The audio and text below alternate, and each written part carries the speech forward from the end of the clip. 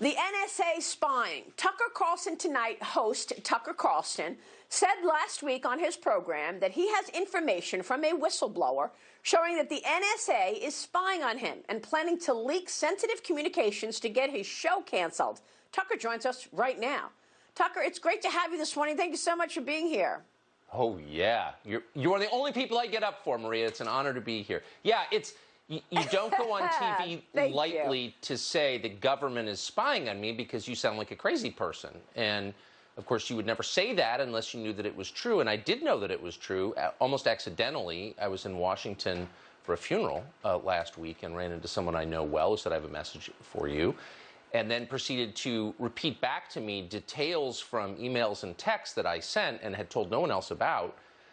So it was verified, and this person said, look, the NSA has this, and that was proven by the person repeating back the contents of the email, and is going to use it against you. Now, to be totally blunt with you, I would never have said this in public if it was something I felt was wrong or illegal or immoral. They don't actually have anything on me, but they do have my emails. So I knew they were spying on me, and again, to be totally blunt with you, as a defensive move, I thought I better say this out loud because I have no other way to defend myself. I'm just an American citizen. I don't have, any position of official authority, but I do have a megaphone, so I should say this out loud, and I did. And the NSA didn't deny it.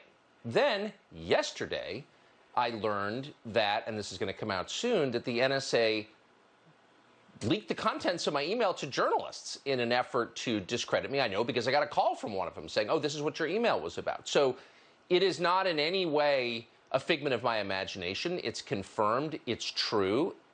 They're not allowed to spy on American citizens. They are.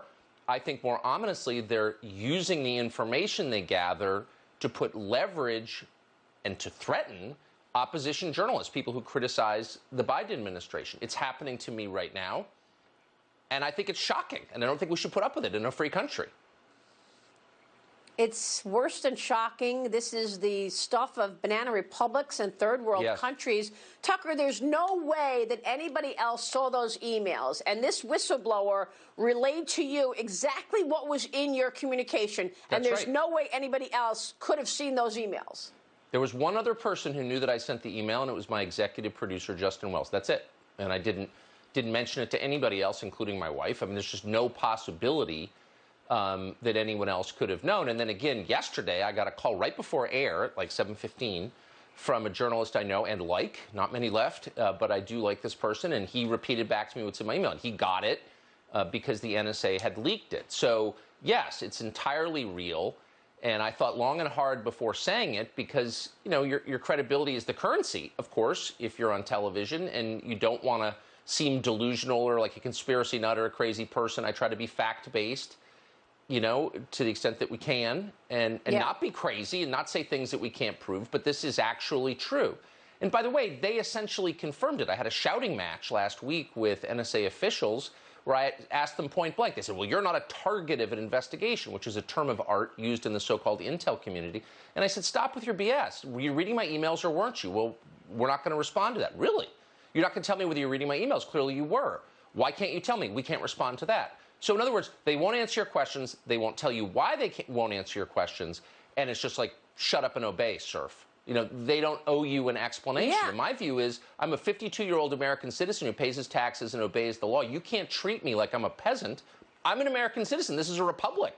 Like, you can't talk to me that way. You can't talk to any American citizen that way. Who do you think you are? You running your own country or something? No, you're a federal bureaucrat. Unbelievable. And you owe me an explanation. That's my opinion. I'm sorry. I've lived here my whole life. I feel like they owe that to me. Yeah, and the statement that we just put on the screen from the NSA, again, doesn't deny it, but plays word games and says what the NSA does in terms of monitoring foreigners. Right.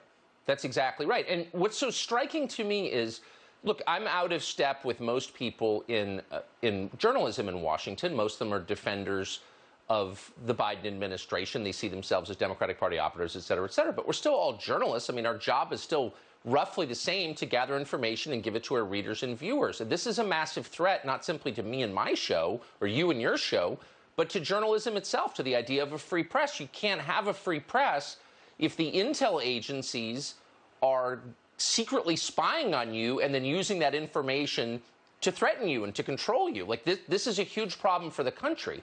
And yet, I don't think there was, outside of, say, Glenn Greenwald, I don't think there was anybody who stood up and said, wait a second, this is a huge problem for all of us. Instead, they made excuses for the NSA. Well, you must have been, emailing with threatening foreign actors. Well, I'm allowed to email with anyone I want, for one thing.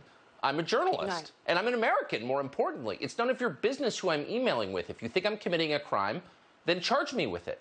And if I'm not committing a crime, then please leave me alone. I have a right to communicate in private with other people because I'm, again, an American citizen and a human being. But journalists made excuses for this behavior, for the intel agencies' criminal behavior. It's like mind-boggling to me.